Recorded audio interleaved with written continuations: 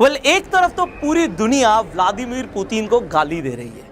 क्यों दे रही है? क्योंकि उसने जो यूक्रेन में किया वो पूरी दुनिया के ही हिसाब से बिल्कुल भी ठीक नहीं है। जो उसने इन्वेजन किया ना, जो इस वक्त लोगों की कंडीशन है वहां पे हम इमेजिन भी नहीं कर सकते। आप अभी अपने घर के कंफर्ट जोन में ये वीडियो देख रहे होंगे, मैं भी यहाँ पे अपने कंफर्ट जोन में ये वीडियो रिकॉर्ड कर रहा हूँ। हम इमेजिन नहीं कर सकते वो लोग किस कंडीशन में होंगे जो इस वक्त यूक्रेन में फंसे हैं। वहाँ पे हमें न्यूज़ सुनने को आ गई कि इंडियंस की मौत हो रही है, स्टूडेंट्स की मौत हो रही है। बिल्कुल भी अच्छा नहीं है ये माहौल। वॉर लाइक सिचुएशंस होनी ही नहीं चाहिए, बट जब हो रही है तो हम सिर्फ एक ही इंसान को हिटलर समझ रहे हैं और वो है पुतिन। डेफिनेटली उसने जो किया बिल्कुल गलत है, बिल्कुल नहीं होना चाहिए था। बट क्या वो सच में रियल हिटलर है या फिर कोई और इंसान मेन हिटलर है? अभी आज इस वीडियो में हम डिटेल में समझेंगे।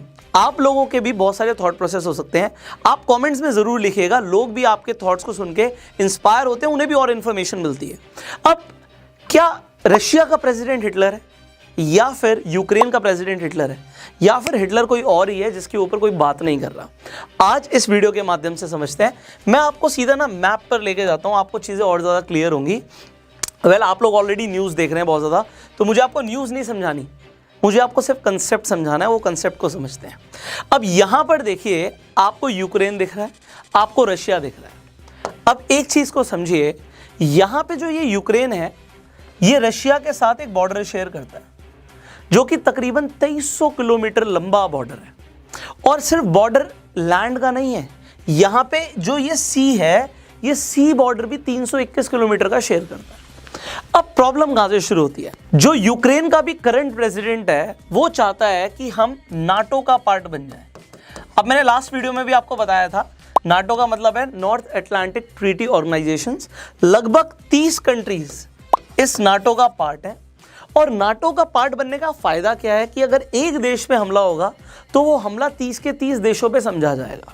इसका मतलब है अगर यूक्रेन नाटो का पार्ट बन जाता और उसके बाद रशिया हमला करता यूक्रेन पे, तो भैया जितनी भी कंट्रीज, 30 कंट्रीज के अंदर यूएस भी आता है, कनाडा भी आता है, यूरोपियन कंट्रीज के अलावा।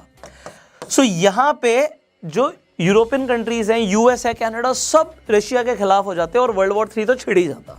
बट अभी क्या किया है, अभी कोई भी देश, ध्यान से समझना, अपनी आर्मी नहीं भेज रहा, अपने जवानों को नहीं भेज रहा मरने के लिए, क्योंकि उन्हें पता है कि रशिया एक बहुत बड़ा खतरा है। वो कह रहे हैं जी हमसे हथियार ले लो, हमसे टैंक ले लो, हमसे वेपन्स ले लो। यूएस पीछे से बोल रहा है कि हाँ मैं तेरे साथ हूँ, बट क्या वो सच में साथ है? समझते हैं। यहाँ पे देखिए, जो अभी करंट प्रेसिडेंट है उसे अभी तक क्या लग रहा था कि यूएस उसके साथ है, यूरोपियन यूनियन उसके साथ है, मतलब यूरोप के सारे देश उसके साथ हैं। अभी बोल तो सब यही रहे हैं कि हम साथ हैं, बट अभी समझेंगे साथ क्यों नहीं है। एंड यूएस बोल रहा है कि मैं तेरे साथ हूँ, बट क्या उसने मिलिट्री भेजी अभी तक? क्योंकि उसे पता अगर वो मिलिट्री भेज देगा तो यहाँ पे मैंने आपको लास्ट वीडियो में बताया था कि रशिया फिर अकेला नहीं रहेगा। जैसे ही इसमें यूएस इन्वॉल्व हो जाएगा, वहाँ से चाइना इन्वॉल्व हो जाएगा, क्योंकि चाइना भी रशिया का दोस्त है। तो उसके बाद तो बहुत बड़ा वॉर लाइक सिचुएशन क्रिएट हो सकता है। बट अभी से समझेंगे, जो यूक्रेन का प्रेसिडेंट है वो नाटो का पार्ट बनना चाह रहा था और रशिया कह रहा है भैया नाटो का पार्ट मत बन। उसकी जो मेन कंडीशन है, 3 शर्तें रखी थी पुतिन ने कि हम रोक देंगे इन्वेजन को, ये जो वॉर हो रहा है नहीं होगा। सबसे पहली कंडीशन, और वो यूक्रेन को नहीं बोला, वो यूएस को बोला कि भैया ये नाटो वाटो छोड़ो, तुम ये नाटो का पार्ट बनाने का चक्कर जो है ना यूक्रेन का, इसे बंद करो। अब ये क्यों बोला और यूक्रेन को क्यों ना बोल के यूएस को बोला, समझते हैं। ये जो बॉर्डर है, जैसे ही यूक्रेन अगर नाटो का पार्ट बन जाता है तो यहाँ पे नाटो के बॉर्डर्स के पास मिलिट्री बेस स्टैब्लिश होने शुरू हो जाएंगे। जो मिलिट्री बेस स्टैब्लिश होने शुरू हो जाएंगे बॉर्डर के पास, अब समझो आज नहीं कल, 10 साल बाद, 20 साल बाद, 50 साल बाद, कभी भी रशिया और यूएस की वॉर हो जाती है। अभी आपको पता है टेंशन तो चल रही है, कोल्ड वॉर हम सबने सुन रखा है। तो अब यहाँ पे रशिया और यूएस पहले से ही दुश्मन है। अब रशिया गुस्से में आ जाता है, वो एक मिसाइल यहाँ से छोड़ता है, एक तो इतनी दूर है यूएस, दूसरी बात एक वहाँ से छोड़ देता है जी दूसरी साइड से, दोनों तरफ बीच में ओशन है। तो जितनी देर में उसकी एक मिसाइल पहुँचेगी ना यूएस, इतनी ही देर में ये जितनी भी यहाँ पे हमारी नाटो कंट्रीज़ हैं, बेलारूस उसमें नहीं है, तो जितनी भी कंट्रीज़ हैं उसमें वो किस पे हमला बोल देंगी और यहाँ पे जो मिलिट्री बेस स्टैब्लिश थे, यहाँ से अटैक हो जाएगा किसके ऊपर? रशिया के ऊपर। वो एक छोड़ेगा, यहाँ से 10 पहुँच जाएंगी। और आप देखो टाइम, कितने कम टाइम के अंदर यहाँ से नाटो की मिलिट्री, क्योंकि बॉर्डर बहुत बड़ा शेयर हो रहा है, वो रशिया के अंदर एंटर कर सकती हैं और अटैक कर सकती हैं। तो रशिया की पावर कम हो सकती है और रशिया अपनी पावर को कम नहीं होने देना चाहता। उसने जो मेन कंडीशन रखी थी ना कि भैया नाटो का पार्ट छोड़ दो और यूक्रेन इंडिपेंडेंट रहता, उसके बाद उसे कोई दिक्कत नहीं थी कि भैया तू मेरे से दोस्ती रख, तो तेरे को दूसरे लोगों से भी दोस्ती रखनी है, मुझे कोई प्रॉब्लम नहीं है, बट तू नाटो का पार्ट मत बन, क्योंकि नाटो का पार्ट बनने के बाद तू सीधा सीधा यूएस को अंदर घुसाएगा और यूएस अगर तेरे देश में घुस जाएगा तो फिर वो मेरे लिए खतरा है। तो आप यहाँ पे पुतिन को गलत बोल रहे हैं, उसने गलत भी किया। ऐसा नहीं कि और भी उपाय हो सकते थे, भाई मैं इतना बड़ा मतलब कोई लीडर नहीं हूँ कि मैं इस बारे में सोच भी पाऊँ कि क्या क्या हो सकता था, पर डेफिनेटली ये एक अच्छा सोल्यूशन नहीं था। बट आप इसे यहाँ पे समझो एग्जाम्पल के लिए। मैं एक एग्जाम्पल देता हूँ, आपको एग्जाम्पल से ज़्यादा अच्छा समझ आएगा क्योंकि हम इंडियंस हैं और इंडिया के एग्जाम्पल से बेहतर समझते हैं। अब यहाँ पे इस चीज़ को समझिए कि ठीक है, हमारी चाइना के साथ दुश्मनी है काफ़ी टाइम से, और चाइना और पाकिस्तान आपको पता है भैया इस वक्त पाकिस्तान को फंडिंग दे रहा है चाइना, तो दोनों दोस्त बने हुए हैं। अब नेपाल एक इंडिपेंडेंट देश है यहाँ पे, और नेपाल से इंडिया के बहुत अच्छे संबंध हैं। बट अब चाइना क्या करे, एक तो नेपाल से दोस्ती कर ले और उसके बाद चाइना बोले जी मैं अपने मिलिट्री बेस बना रही हूँ यहाँ पे बॉर्डर्स पे। इंडिया क्या इसे होने देगा? ज़रा सोचो, इंडिया के लिए कितना बड़ा खतरा है। और ऊपर से दोनों फ्रेंड्स हैं। पाकिस्तान कहता है जी अब तो नेपाल तुम्हारे साथ मिल गया तो मैं भी अपने मिलिट्री बेस बना लेता हूँ। यहाँ पे हम लोग बोलेंगे एक तरफ तो ये पाकिस्तान लोग यहाँ पे टेरर एक्टिविटीज रोकते नहीं है बॉर्डर पे, अब दूसरी तरफ से इतना बड़ा बॉर्डर जो हम नेपाल के साथ शेयर करते हैं फिर दिक्कत। तो क्या ये इंडिया होने देगा? आप इंडिया के एग्जाम्पल से समझो, आप कहोगे नहीं होने देगा, भाई इंडिया भी अटैक करेगा कि ऐसा क्यों हो रहा है, पहले तो आराम से समझाएगा, नहीं समझेंगे तो वो भी अटैक कर सकता है। एंड बिल्कुल वैसा ही पुतिन ने यहाँ पर किया है। अल्टीमेटली अगर यूक्रेन नाटो का पार्ट बनता तो जितना इतना बड़ा बॉर्डर एक्सपोज हो रहा है, और कल को तुम हमारे पास देखो मॉस्को के पास से दूरी और कम हो जाएगी, तुम यहाँ से लैटविया तो ऑलरेडी पार्ट है, ये लिथुएनिया ऑलरेडी पार्ट है, बेलारूस तो चलो मेरी सुनता है, बट बेलारूस को भी अगर तुम भड़का लेते हो, यूक्रेन कुछ बचा ही नहीं, तुम तो एक तरीके से मेरे पास ही घुस रहे हो। ऑल्दो जो पुतिन ने किया वो ठीक नहीं है, बट जो पुतिन ने किया क्या उसने अपने देश को बचाने के लिए, देश के लिए नहीं किया? कई सारे लोग बोल रहे हैं कि पुतिन बिल्कुल पागल है, उसकी यार मेंटल डिसऑर्डर हो गया है, मतलब वो कर क्या रहा है। बेशक वो गलत कर रहा है, बट क्या उसने देश को बचाने के लिए कदम उठाया है? आपको क्या लगता है? क्योंकि यहाँ पे जो मेन हिटलर है ना, मैंने बताया था मेन हिटलर कौन है। मैं यहाँ पे ब्लेम नहीं करूँगा कि यूक्रेन का प्रेसिडेंट गलत है, और डेफिनेटली पुतिन सही भी नहीं है, बट गलत पता है कौन है? America, US. इसने अफगानिस्तान से अपनी पूरी आर्मी निकाल ली। आप सोचो तालिबान के लोग थे ही कितने, बट उसने ये समझा मुझे अपने लोगों को मरने नहीं देना, अफगानिस्तान से जो मिलना था मैंने ले लिया, अब ये देश को छोड़ देते हैं। इस वक्त नर्क बना हुआ है अफगानिस्तान, वुमेन के पास कोई पावर नहीं है वहाँ पे, लड़कियों को पढ़ाई तक नहीं करने दी जा रही। सो आप समझो जो अफगानिस्तान का हाल हुआ, वहाँ पे भी ऐसा लग रहा था, पहले मिलिट्री थी यूएस की, वो कुछ कर सकती थी, बट करा नहीं। उसके बाद जो एक वीक लीडर होता है ना, वो देश छोड़ के भाग जाता है। ऑल्दो यूक्रेन का जो प्रेसिडेंट है देश छोड़ के नहीं भागा, बट जो पुतिन है ना वो बहुत स्ट्रांग लीडर है। क्यों नहीं उतर रहा यूएस, क्यों नहीं उतर रही यूरोप की और कंट्रीज वॉर में? क्योंकि सबको पता है इस वक्त रशिया एक पावर में, बट रशिया पावर में पहले नहीं था। पुतिन के आने के बाद रशिया के लोगों की इनकम बढ़ी है। ऐसा नहीं है सब पुतिन को गलत ही समझते हैं। रशिया के अंदर पुतिन ने बहुत अच्छे काम भी किए हैं, ऑल्दो उसकी जो इमेज बनाई जा रही है हिटलर जैसी बनाई जा रही है, बट वो डिसिप्लिन भी बहुत है।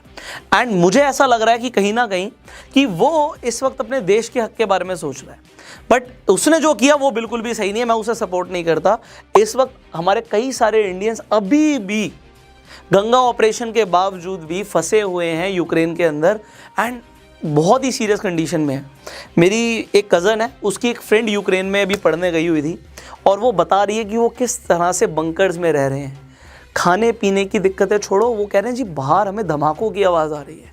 तो ऐसी कंडीशन को सोचना भी मुश्किल है, और जो लोग रह रहे हैं उनके लिए कितना मुश्किल है। आई होप कि सारे इंडियन सही सलामत वापस आएँ एंड यार ये वॉर वगैरह ख़त्म हो। यहाँ पे एक सोल्यूशन मुझे क्या लगता है कि इस वक्त यूक्रेन के प्रेसिडेंट को ना ये सोचना चाहिए कि यार तू अपने लोगों को मरने दे रहा है, तू भी अड़ियल बना हुआ है। इस वक्त यहाँ पे अगर यूक्रेन का प्रेसिडेंट ये कहे कि भैया हम चलो नाटो के ऊपर तुम्हारा मेन दिक्कत है, अभी हम ये नाटो का चैप्टर कुछ टाइम के लिए क्लोज कर देते हैं, हम इसके बारे में बाद में बात करेंगे, कोई एग्रीमेंट करो कि अभी के लिए तो ये तुम्हारा जो वॉर है और जो ये इतने बड़े स्केल पे लोगों के साथ गलत हो रहा है ये बंद हो, तुम अपने लोगों के बारे में सोचो। हो पॉलिटिक्स ही रही है पूरी दुनिया में यार। यहाँ रशिया को पावर चाहिए, वहाँ पे यूएस को पावर चाहिए, यहाँ पे यूक्रेन को पावर चाहिए, और जो सैंक्शंस लगाए जा रहे हैं ना, कुछ भी नहीं है। मैं आपको बताता हूँ क्यों। जब इंडिया ने पोखरण के अंदर न्यूक्लियर टेस्ट किया था, उसके बाद क्या यूएस ने सैंक्शंस नहीं लगाए थे? लगाए थे, बट वो सैंक्शंस हटा दिए गए। क्यों? आप सोचो, आप कह रहे हो जी मेरे पास पैसा है, बहुत पैसा है, बट मेरे पास खाना है। अल्टीमेटली आपको क्या चाहिए? खाना चाहिए, पैसा चाहिए। मैं खाने के एग्जांपल ले रहा हूँ, कॉमोडिटीज़ की बात कर रहे हैं। रशिया के पास कॉमोडिटीज़ हैं, तुम्हारे पास पैसा है, चलो कोई बात नहीं। मेरे पास एग्जांपल खाने का दे रहा हूँ कि मेरे पास खाना, मैं जी लूँगा यार। तू पैसे को खाएगा क्या भाई? नहीं खा पाएगा ना। तो अल्टीमेटली तो तुम्हें मेरे पास आना पड़ेगा, जो मर्जी सैंक्शंस लगा लो। रशिया को पता है वो जो आज कर रहा है ना, वो उसके कल के लिए अच्छा है, बट अगर आज वो यूक्रेन को जाने दे तो कल उसके लिए खतरा है। This is my point of view. I do not know आपको मेरा पॉइंट ऑफ व्यू अच्छा लगा या नहीं लगा, but this is what I think. मुझे ऐसा लगता है कि Putin is a strong leader, और हमें ना हर कंट्री में, चाहे आज हम मोदी जी के बारे में बहुत सारे लोग गलत बोलते हैं, मैं नहीं कह रहा वो सही है गलत है, मतलब मैं पॉलिटिकल बंदा नहीं हूँ, बट हमें इंडिया के लिए भी ना स्ट्रॉन्ग लीडर चाहिए। अगर ढीले लीडर आ जाएंगे ना, जो आने दो जी, हमला बोल दो, बिक जाओ, तो बहुत सारी मूवीज़ भी बनी हुई हैं। मतलब इंडिया जो बिका था ना, जो ब्रिटिशर्स ने और पोर्तुगीज़ लोगों ने आके हम पे हमले किए, उसमें यही था कि वीक लीडर्स थे, और वीक लीडर्स ने देश बेच दिया। मतलब वीक लीडर्स नहीं चाहिए हमें, डेफिनेटली ऐसे लीडर्स चाहिए जो वर्ल्ड लेवल पे एक इमेज बनाए हमारी। आज पुतिन से पूरी दुनिया काँप रही है भाई, हिटलर बोलो, बट उसके बावजूद भी उसके देश से लोग डर रहे हैं। बट एक टाइम पे लोगों की इनकम नहीं होती थी, पुतिन के काल में लोगों की इनकम बढ़ी है यार, रशिया का डेवलपमेंट हुआ है। तो this is my point of view finally, as I told you. But मुझे ऐसा लगता है कि अगेन यूएस क्या करता है, सीरिया के अंदर भी उसने सेम किया था, मतलब मरने के लिए छोड़ दिया लोगों को यार, आज तक कंडीशन ठीक नहीं हुई है। तो ये चाहता क्या है कि जिस कंट्री के पास पावर होगी, पैसा होगा, जिससे आगे कुछ बढ़िया रिलेशंस हो सकते हैं, उन्हें तो सपोर्ट करेगा, बट अल्टीमेटली अगर इसे अपना फ़ायदा नहीं देखेगा ना, वो हाथ पीछे रख लेगा। आज हम कितना भी बोल रहे हैं कि यार यूएस इंडिया का फ्रेंड है, यहाँ पे रशिया इंडिया का फ्रेंड है, सारे के सारे ना पैसों की डील है और पॉलिटिक्स है। तुम कहते हो जी मेरा फ्रेंड है, उसके बाद हज़ारों करोड़ के वेपन्स खरीदते हो, तो वो पैसा जा रहा है इसलिए तुम्हारा दोस्त है, इसलिए हाथ मिलाए जा रहे हैं, इसलिए फ़ोटो ली जा रही है, वरना कोई दोस्त नहीं है। इनफैक्ट हमें इस इंसिडेंट से कई सारी सीख भी लेनी चाहिए। एक सबसे बड़ी सीख ये है कि अगर तुम कमज़ोर हो ना, तुम्हें कोई सपोर्ट नहीं करता। इंडिया अगर कमज़ोर रहेगा ना, उसे कोई सपोर्ट नहीं करेगा। यहाँ पे पाकिस्तान भी दुश्मन बना रहता है हमेशा, और यहाँ पे चाइना भी दुश्मन बना रहता है। ऑल्दो लोग गलत नहीं है, ऐसा नहीं पाकिस्तान के लोग गलत है, बहुत अच्छे लोग हैं। चाइना के अंदर कोई थोड़ी सोच रहा है कि मैं इंडिया पे आकर अटैक करूँगा। सारा पॉलिटिक्स और पावर का गेम है, और ये गेम चलता रहेगा जब तक इंसान रहेंगे इस दुनिया पे, ये गेम चलता रहेगा। बट ये मेरे हिसाब से दुनिया तबाह हो जाएगी अगर ये चलता रहेगा तो। So this was my point of view.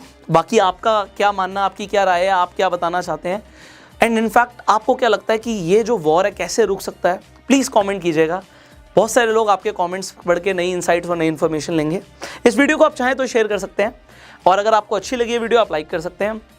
अगर आप चाहते हैं हम ये जो जियो पॉलिटिकल टॉपिक्स हैं इनके ऊपर भी वीडियोस बनाएं, अगर आपको अच्छी लगती हैं तो भी आप कमेंट कर सकते हैं। विल ट्राई, कुछ ऐसा इन्फॉर्मेशन है जो आपके लिए काम का होगा, हम ज़रूर देंगे, जिससे आपको एक अच्छा थॉट प्रोसेस मिले। And I will see you in the next video. Facebook पे वीडियो देखने फॉलो कीजिए, यूट्यूब पर देखना सब्सक्राइब कीजिए, बेल आइकन पे क्लिक कीजिए। See you in the next video. Till that time, you go self made.